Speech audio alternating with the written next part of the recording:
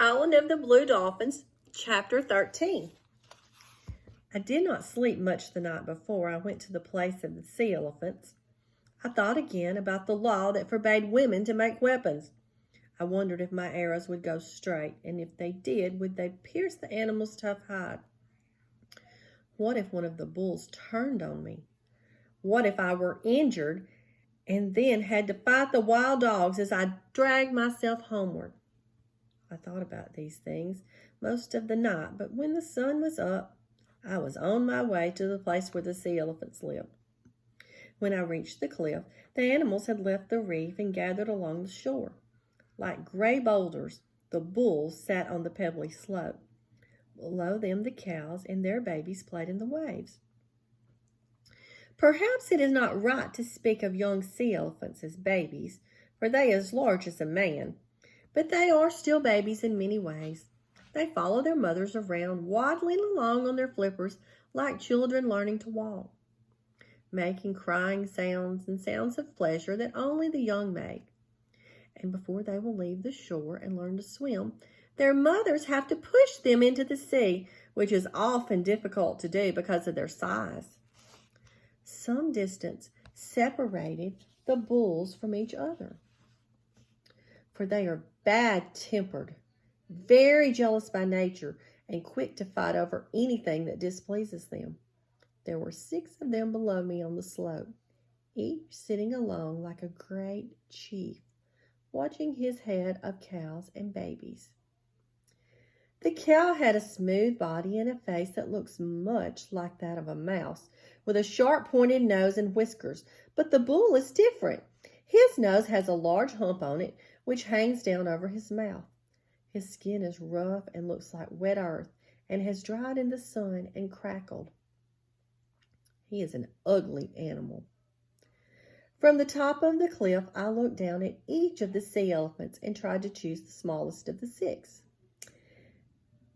They were all the same size, save one, which was the farthest from me and partly hidden by a rock. He was almost half as large as the others. A young bull. Since no cows were playing among the waves in front of him, I knew that he did not have a herd of his own. For that reason, would not be so wary or quickly angered. Quietly, I let myself down over the edge of the cliff to reach him. I had to pass behind the others, being careful not to alarm them. They feared nothing and would not move if they saw me. But it was better, I thought, not to put them on their guard. I carried my new bow, which was almost as tall as I was, and 5 arrows. The path was rough and covered with small stones. I took pains not to send them tumbling down the slope. I was also careful not to be seen by the cows, which get alarmed easily and would have warned the rest of the herd with their cries. I crawled back a big rock near the young bull, and then got to my feet and fitted an arrow to the bow, although I suddenly remembered my father's warning that, because I was a woman, the bow would break. The sun was far in the west, but luckily my shadow fell away from the young bull. The distance between us was short, and his back was turned squarely toward me. Still, I did not know where to place the first arrow, whether in his shoulders or in his head. The skin of the sea elephant is rough yet very thin, but beneath it are thick layers of fat. And though his body is large, his head is small and makes a poor target. While I stood there behind the rock and not knowing what to do, again aware of my father's warning that a bow in the hands of a woman would always break in a time of danger, the animal began to move toward the shore. At first, I thought that by some chance he had heard me. I soon saw that he was on his way toward the cows that belonged to the old bull sitting nearby. The sea elephant moves fast in spite of his size, waddling along on his great flippers, which he uses like hands. The bull was nearing the water. I let the arrow go, and it went straight at the last instant he changed direction. And though the bow did not break, the arrow passed him harmlessly to one side. I had failed to notice that the old bull was moving down the slope until I heard stones grating against each other. Quickly, he overtook his rival and with a single thrust of his shoulders overturned him. The young bull stood as high as a tall man and was twice that length. Yet from the force of the blow, he rolled into the water and lay there stunned. The old bull bore down upon him, swinging his head and bellowing so loud it echoed against the cliffs. The herd of cows and calves were lying in the waves and scratching their backs with their flippers, stopped to watch the battle.